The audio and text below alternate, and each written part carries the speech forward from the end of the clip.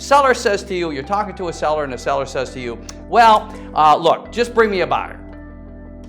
Okay, well, why would I bring you a buyer? You know, in other words, I don't want to list in my house. I don't want to pay a commission.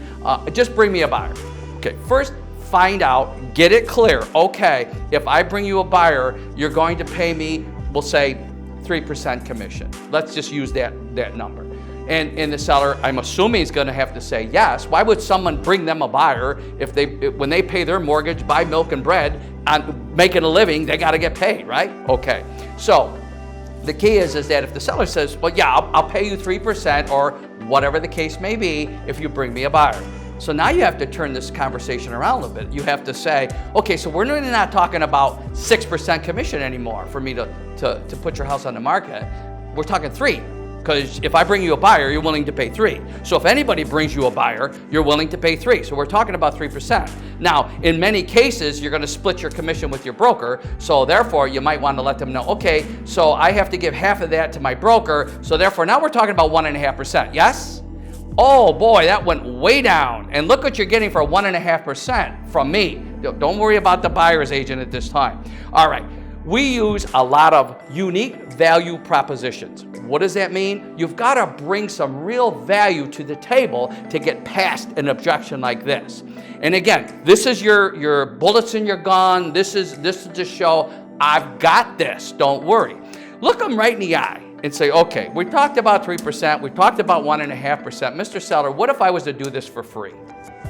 And stop talking. Watch their body language. Find out through body language how they took that. Hopefully it's kind of shocking.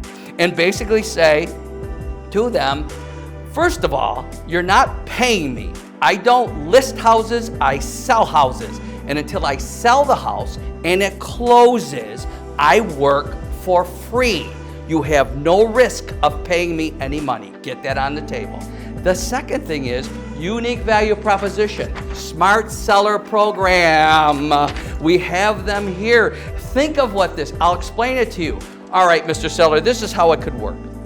I'm gonna put your house on the market under contract. Yes, I'm gonna list it. And here's how it's gonna work.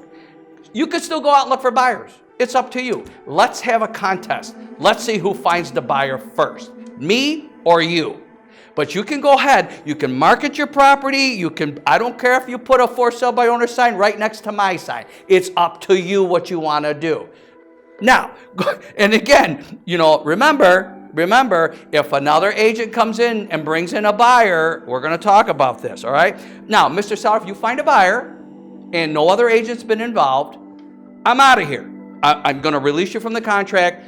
Wish you the best of luck. All right? But in the meantime, I am going to market the heck out of this property. I'm going to put up my sign. I'm going to do everything I would do because, and even though you weren't, as if you weren't looking for your own buyer, and I'm going to get this house sold for you. All right? And for that, you're going to pay me a commission. Now, if you find the buyer and you want me to do your paperwork, represent you as a seller's agent only, all right? I'll do it for 2%. Now you're only paying 2%. You're no longer paying 3, you're not paying 6, you're paying 2. I'll do your paperwork for you to make sure you don't get in trouble later. Make sure you have all the disclosures that you are required to have by law. Make sure that you've done everything you're supposed to do so that at the closing table, you don't start to write checks because you didn't do this and you didn't do that. And I'll explain all this to you when I get ready to sit down and really go through the paperwork. Now, let's say this. If another agent or brings in a buyer, you've got to pay 3% to me and 3% to them. And you know I'm only getting 1.5 about, okay? You know that. Now, if in fact I find the buyer myself, you've got 2 options. Are you buying another house? Ask them that question. Where are you going? What are you gonna do? If you buy your next house from me and you'll give me an exclusive right to represent buyer's contract, guaranteeing me that whatever house you buy, I'm going to get a 3% commission. And 9 times out of 10, the seller of that house will pay my commission. It'll be free to you. So we're still free here. But if you decide to go buy a for sale by owner, such as yourself, you've got to guarantee me the commission. But if I can find a way to give you that commission, get it back, say a seller's concession, whereby it's still free, You've got to guarantee me that in writing that you're going to buy your next house from me. Then I'll work with you on the commission if I bring the buyer in. If you're not going to do that, it's 5%. Is that fair? Look at the value you just brought in. Now, believe me when I tell you, after all this, if the seller still is not willing to do this, if they just keep with this bring me a buyer, bring me a buyer, I'm going to tell you right now, you've got to find out why they're objecting. It isn't that. You've given them every option. How would you not do this? The situation being is, remember why people object. I've said this before in other videos. There's fear. They don't want to appear easy. They want to put off making a decision. There's reasons why, okay? The main thing, or they're just testing you. Well, how can they test you when you get into a conversation like this? So obviously, it's got to be they want to put off making a decision. But you need to say, why? After all this, why are you still on this? What is it? I took that away from you. You don't have to worry about this commission anymore. You want to sell it yourself, or you'll pay 3%. I've already fixed that for you. What is the real reason you're balking? You want to sell your house, yes? They may be confused about something.